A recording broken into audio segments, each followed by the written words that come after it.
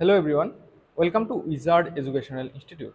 সদায়ৰ দৰে আজিও আমি কিছুমান ইম্পৰ্টেণ্ট কাৰেণ্ট এফেয়াৰ্ছ টপিকছ আলোচনা কৰিম। আজিৰ প্ৰথম টপিকটো জিঅ'গ্ৰাফিৰ পৰা আছে।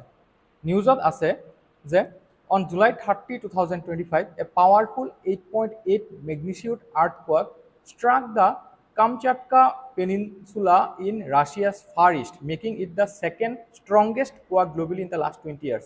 যোৱা 20 বছৰৰ ভিতৰত সবতকে স্ট্ৰংগেষ্ট ভূমিকম্প কালি দেখা পোৱা গৈছে কামচাটকা পেনিনচুলা যেটো আছে ৰাছিয়াত 8.8 ম্যাগনিটিউড ৰিক্টাৰ স্কেলত ধৰা পৰিছে। It generated a tsunami and falls within the highly seismic ring of fire. So ইয়াৰ ফলত সুনামিও সৃষ্টি হৈছে। About Kamchatka Peninsula, আমি অলপ Kamchatka Peninsula বিষয়ে জানিম। Kamchatka is a remote volcanic peninsula located in the Russian Far East. এটো এটা volcanic peninsula হয়, bounded by the Pacific Ocean. So ইয়াৰ আশেপাশে প্ৰশান্ত মহাসাগৰ আৰু Sea of Okhotsk আছে। It is part of the Pacific Ring of Fire and is one of the most volcanically active regions in the world. So এটো একটা volcanic region হয়। So ইয়াৰ পৰা volcano যেটো আগ্নেয়গিৰি উদ্গীৰণ হৈ থাকে। With over 300 volcanoes, around 29 are currently active. বৰ্তমান 29টা active আছে out of 300 volcanoes. Kamchatka's volcanoes including Klyuchevskaya Sopka, the tallest active volcano in Eurasia. এটো ইউৰেছিয়া ৰিজিয়নত সবতকে tallest হয়। আৰ UNESCO world heritage sites under the tag volcanoes of Kamchatka. এটো UNESCO বিশ্ব ঐতিহ্য ক্ষেত্ৰতো স্থান পাবলৈ সক্ষম হৈছে। The region is sparsely populated, rich in biodiversity and ecologically significant due to its pristine natural landscape and geothermal activity. যেতিয়া আমি ভলকেনিক এক্টিভিটিৰ বিষয়ে পঢ়ো তেতিয়া সদায় পেচিফিক ৰিং অফ ফায়াৰৰ বিষয়ে অধ্যয়ন কৰিব লাগে, কাৰণ পেচিফিক ৰিং অফ ফায়াৰতে মোৰ দেন 80% আৰ্থকুৱাক আৰু সুনামি উদ্ভৱ হয়। The ring of fire is a horseshoe-shaped belt of seismic activity surrounding the Pacific Ocean, stretching from South America up to North America through Japan and Southeast Asia down to New Zealand. So এই যেটো horseshoe-shaped structure দেখা পাই আছে এটো হৈছে Pacific ring of fire, যেটো north America, south America, Japan, south east Asia করে নিউজিল্যান্ডৰ লৈকে বিস্তৃতি হৈ আছে। It is the most volcanically and seismically active zone on Earth, home to more than 75% of the world's active volcanoes and around 90% of all earthquakes. The intense geological activity is caused by tectonic plate boundaries, mainly tectonic plateবোৰ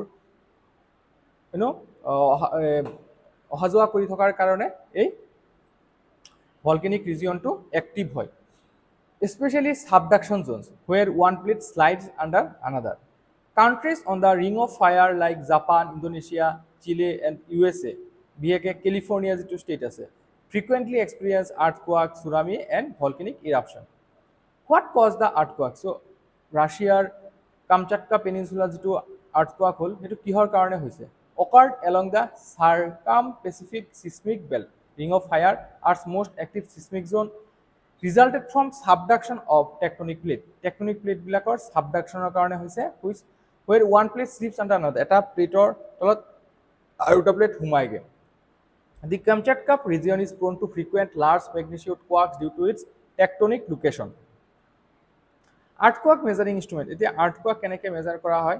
এক number seismometer detects ground vibrations during an earthquake. Then seismograph records the vibrations, includes the seismometer. Then Richter scale measures magnitude, energy released, fixed for each quake. Modified Marcelli scale measures intensity, effects on people, buildings, varies by location. Okay, গোটেইকেইটা আমি জানা দৰকাৰ। seismometer কি কাম কৰে, seismograph কি কাম কৰে, Richter scale কি কাম কৰে আৰু modified Marcelli scale কি কাম কৰে। Earthquake initiatives and preparedness. India is divided into 4 seismic zones. ভাৰতত টোটাল 4টা seismic zone আছে, zone 2 পৰা 5 লৈকে, zone 1 to 9 under the Bureau of Indian Standards. কোনে চাই এইটো? Bureau of Indian Standards। আমাৰ অসমৰটো যদি চাই Assam falls under seismic zone 5 কাৰণ হিমালয়ৰ লগত আছে।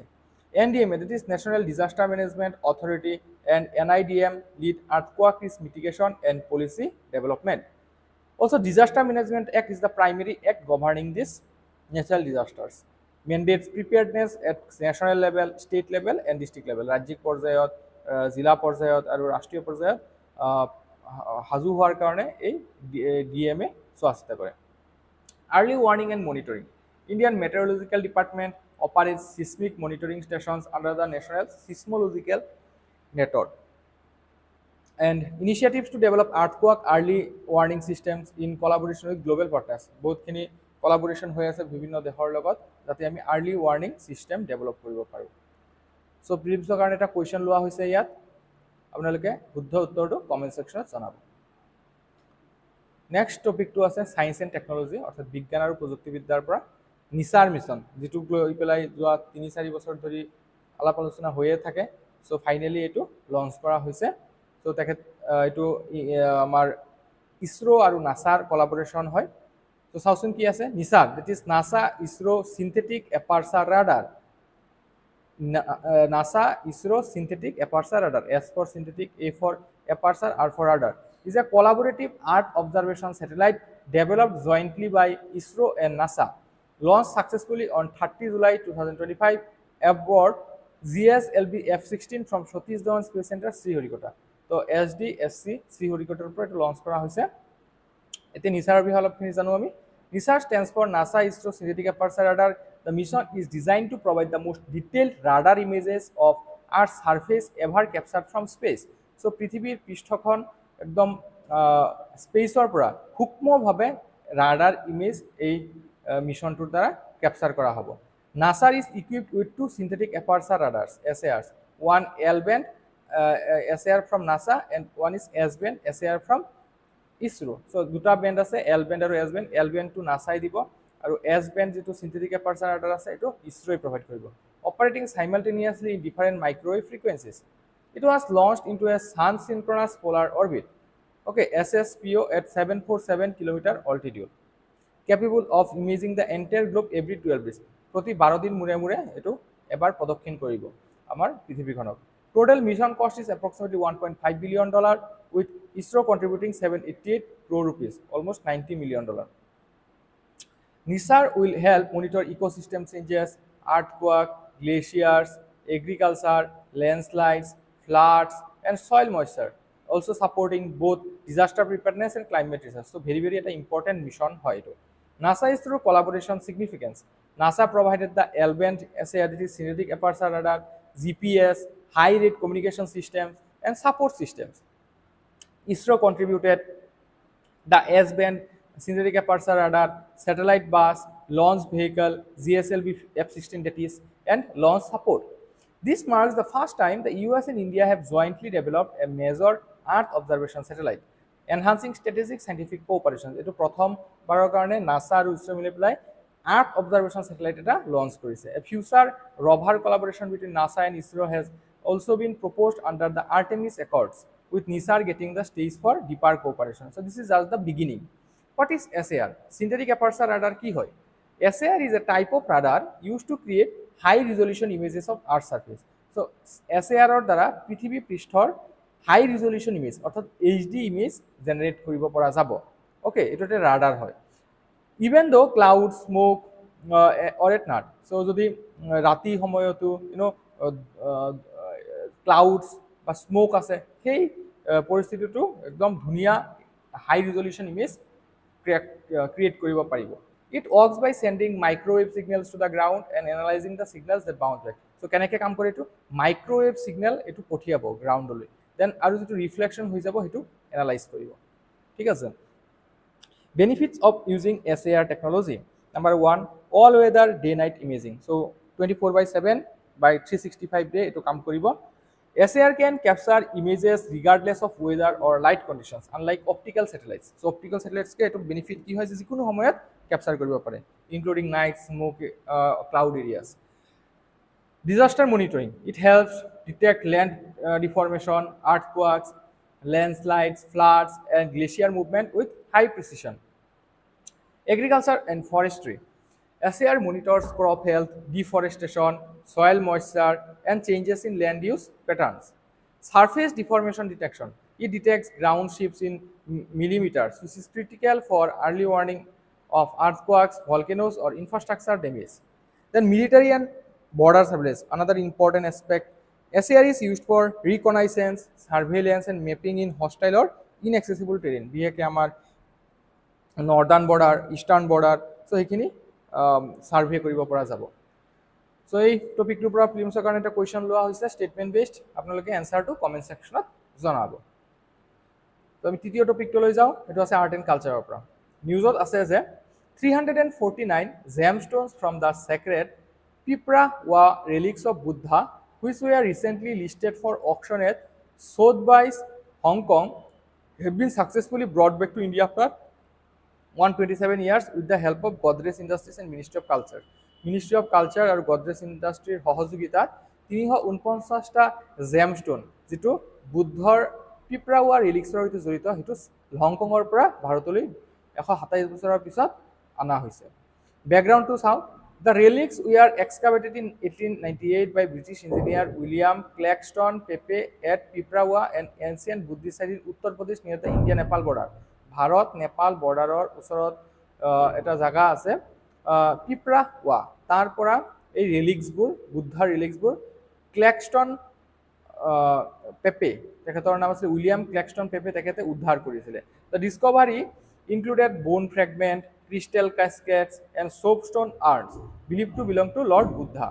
Since 1898, major parts of the collection had been stored in the Indian Museum, Kolkata, while others remained in private family possessions abroad. In 2024, a portion of the collection surfaced at an international auction in Hong Kong, promoting calls for its repatriation. Key highlights of the repatriation. So, I'm just ঘূৰাই আনিছোঁ ইয়াৰ মুখ্য হাইলাইটবোৰ কি হয় যে the Godrej Group in coordination with Ministry of Culture acquired the 349 ornaments and gemstones relics privately to prevent an open commercial auction. So auction যাতে নহয় আৰু আমাৰ ভাৰতে সেইখিনি ঘূৰি পায়, সেইটো এটা মেইন উদ্দেশ্য আছিলে। অকশ্যন হ'লেতো বেলেগ দেশৰ মানুহবিলাকে হয়তো ঘূৰাই লৈ ল'ব পাৰিলে হয়। The move prevented India from entering a formal transaction over sacred relics, thereby avoiding ethical and diplomatic issues. The repatriated collection will be displayed at the National Museum in Delhi for 3 months and then loaned for 5 years. This is seen as a landmark public-private heritage recovery partnership, very important. আমি public-private partnership যেতিয়া কওঁ, তেতিয়া আমি বিশেষকৈ railways, তাৰপিছত bridges, infrastructure বিশেষকৈ আমি তাৰ লগত নিজকে সামৰি লওঁ। চ' এই যিটো বস্তু হয় পাব্লিক-প্ৰাইভেট হেৰিটেজ, এইটো প্ৰথমবাৰ আমি দেখা পাইছোঁ। So' this is a very very important বা landmark event hoy. Importance of Piprawa relics. These relics are among the oldest physical links to Buddha's life and teachings. Physical links jodi apni sabo jai one of the oldest hoy. The site is crucial in India's claim to be Buddha's birthplace and the spiritual heart of Buddhism, especially in comparison to China. The episode reinforces India's global stance on cultural heritage, repatriation and preservation. About Buddhism background and evolution. Origins sabo Buddhism originated in the 6th century BC in India with Siddhartha Gautama, that is Gautama Buddha পিছলৈ নাম হৈছিলে, attaining enlightenment under the Bodhi tree at Buddhagaya, Bihar. তেখেতৰ teaching বিলাক কি আছিলে, 4টা Nobel path আছিল আৰু 8-fold পাথ আছিলে, 4 noble truths and 8-fold path. Buddhism emphasizes dukkha, which is suffering, detachment, ethical living, nirvana from the cycle of birth and death. Key concepts ইয়াত কি কি আহে যে অহিংসা, নন ভায়োলেন্স, অনিকা, ইমপারমানেন্স, অনাত্মা, নো self বা soul, Karma and rebirth. Major ছেক্ট, বহুতকেইটা ছেক্ট আছে, ভাগ ভাগ হৈ গৈছিলে পিছলৈ। তাৰপিছত হৈছে থেৰাবাদা, এইটো শ্ৰীলংকা চাউথ এছিয়াত বিশেষকৈ প্ৰিভেলেণ্ট, এইটো অল্ডেষ্ট ফৰ্ম হয় আৰু এইটো মনাষ্টিক হয়। Then Mahayana, this is China, Japan আৰু কোৰিয়াত প্ৰিভেলেণ্ট হৈ আছে বৰ্তমান, মোৰ liberal and devotional path. And Vajrayana, এইটো তিব্বত মংগোলিয়াত চলে, এইটো ৰিচুৱেল বেছড হয়, তান্ত্ৰিক ইনফ্লুৱেঞ্চ ইয়াত দেখা গৈছিল। Spread and patronage, received state patronage under Emperor Ashoka 3rd century BC, who sent missionaries to Sri Lanka and Central Asia, spread via Silk Road to Central Asia, China and Southeast Asia. Decline in India due to internal divisions, rise of Bhakti movement, revival of Hinduism under Gupta rule, later replaced by Islam in many regions. So এই কাৰণে কিছু decline হৈছে বুদ্ধিজমৰ। চ' এই টপিকটোৰ পৰা প্ৰিলিমছৰ কাৰণে এটা question আছে, কুৱেশ্যনটো আপোনালোকে পঢ়ি চাব আৰু শুদ্ধ উত্তৰটো কমেণ্ট ছেকশ্যনত জনাব। আমি নেক্সট টপিকটো লৈ যাওঁ, যিটো ইকনমিৰ পৰা আছে। নিউজত আছে যে the US has imposed 25% tariff on Indian goods, citing India's high tariff regime, trade barriers and continued ties with Russia. India is currently assessing the situation and continues to focus on concluding a bilateral trade agreement. অৰ্থাৎ ভাৰত আৰু U এছৰ মাজত আলাপ আলোচনা চলি আছে, almost final stage পাইছেগৈ। ত' কিছুদিন আগতে আপোনালোকে জানে ইণ্ডিয়া ইউ কেৰ মাজতো এটা বাইলেটাৰেল ট্ৰেড এগ্ৰিমেণ্ট চাইন কৰা হৈছে। ত' চিমিলাৰলি ইউ এছৰ লগতো সেয়া হ'ব বুলি আশা কৰা হৈছে। Background: India-US trade relations. India and the US have enjoyed deepening trade ties over the last 2 decades. So, যোৱা দুটা দশকত ভাৰত আৰু ইউএছৰ মাজত সম্পৰ্ক যথেষ্টখিনি ভাল হৈছে। বিশেষকৈ ট্ৰেড এক্সপেক্টটো যদি আমি চাওঁ, the US is India's largest export destination. বৰ্তমান ইউনাইটেড ষ্টেটছ আমাৰ লাৰ্জেষ্ট ট্ৰেড এক্সপৰ্ট ডেষ্টিনেশ্যন হয়। আমি ৰপ্তানি কৰা বস্তুৰ প্ৰথম লিষ্টতে ইউ এছ এৰ স্থান আহি যায়। ছেকেণ্ড লাৰ্জেষ্ট ট্ৰেডিং পাৰ্টনাৰ, আৰু অভাৰঅল চাব গ'লে ছেকেণ্ড লাৰ্জেষ্ট হয়। Trump era tariff issues, for example, 2018-20. The US had earlier revoked India's benefits under the GSP, Generalized System of Preference. তো ভাৰতক এটা প্ৰেফাৰেন্স দিয়া হৈছিলে, কিন্তু এইটো প্ৰথম যেটো ডোনাল্ড ট্ৰাম্পৰ টাৰ্ম আছিলে সেইটোত এবলিশ কৰি দিয়া হৈছিলে, citing market access and price controls. Then bilateral trade agreement. Negotiations have been ongoing to resolve tariff and regulatory disputes, especially in agriculture, dairy, pharma, and e-commerce. WTO and tariff frictions. India's average applied tariff is 13.8%, higher than many developed countries, drawing periodic criticism from the US. Key US claims behind the tariff: high Indian tariffs, 13.8% average versus US 3.4. WTO data mote. Trade imbalance: US has $35 to $40 billion trade deficit in India. এই কারণে Donald ট্রাম্পে reciprocal তারিফের কথা কৈ আছিল। Stalled market access, talks on dairy, agriculture, e-commerce. Then strong Indian trade ties with Russia, especially in oil and defense, are politically sensitive in Washington. কিছুদিন আগতে নাটোৰ চিজনে কৈছিলে যে ভাৰত ৰাছিয়াৰ সৈতে ট্ৰেড কৰিব নালাগে, তেনেকৈ এটা ভাবুকি দিছিলে। Then non-monetary trade barriers like licensing standards are seen as excessive. Steps taken by India. ভাৰতে কি step লৈছে? Bilateral engagement. India reaffirmed commitment to BTA talks for a mutually beneficial agreement. Then trade diversification. India has signed FTAs, that is free trade agreements with United Arab Emirates, Australia, and EFTA, that is European Free Trade Agreement, and is negotiating with UK. UK লগত already complete হৈছে, then EU লগত আলোচনা হৈ আছে, US ৰ লগত চলি আছে আমাৰ। Okay, tariff reorganization. India has reduced tariffs in sectors like mobile parts and certain imports to encourage FDI. FDI ভাৰতত আহিবৰ কাৰণে যথেষ্টখিনি ছুট দিয়া হৈছে, ৰিলেক্সেশ্যন দিয়া হৈছে, লাইক মোবাইল ফোনৰ পাৰ্টছ, ইলেক্ট্ৰনিক্স কম্পনেণ্টছ ইত্যাদিত বাহিৰৰ দেশৰ পৰা যাতে আহি পেলাই আমাৰ ভাৰতত বিনিয়োগ কৰে, তাৰ কাৰণে কিছু আমাৰ ৰিলেক্সেশ্যন দিয়া হৈছে গভৰ্ণমেণ্টৰ ফালৰ পৰা। সেক্টৰছ লাইকলি টু বি হিট, কি ধৰণৰ সেক্টৰ ইয়াৰ দ্বাৰা হিট হ'ব? স্মাৰ্টফোনছ, ইলেক্ট্ৰনিক্স, যিটোৰ বৰ্তমান আমি যদি চাওঁ ইণ্ডিয়াৰ পৰা আমেৰিকালৈ $14.4 বিলিয়ন এক্সপৰ্ট হৈ আছে। ফাৰ্মাচিউটিকেলছ যদি চাই $12.7 বিলিয়ন এক্সপৰ্ট হৈ আছে। ডায়মণ্ড, গোল্ড প্ৰডাক্টবোৰ যদি চাই $10.9 বিলিয়ন এক্সপৰ্ট হৈ আছে। মেচিনাৰী, মেকানিকেল এপ্লায়েন্সবোৰ যদি চাই $7.1 বিলিয়ন এক্সপৰ্ট হৈ আছে। টেক্সটাইল ছেক্টৰত $3.1 billion, vehicles and parts $12.5 billion, leather goods, fish, iron and steel $2 to $3 billion. Recommendations way forward: যে এক্সিলাৰেট BTA টক্স, তো আমাৰ যে বাইলেটাৰেল ট্ৰেড এগ্ৰিমেণ্ট আছে আমেৰিকাৰ সৈতে, এইটো আৰু দ্ৰুতগতিত আগবঢ়াই লৈ যাব লাগে। Secure a limited or phase deal on tariff reduction and standards alignment, reform tariff structure, rationalize duties on imports to reduce friction in global value chains, strengthen WTO mechanism. India can challenge politically motivated tariffs under WTO rules. Export market diversification, reduce dependency on US by building trade ties with Africa, Latin America, and ASEAN.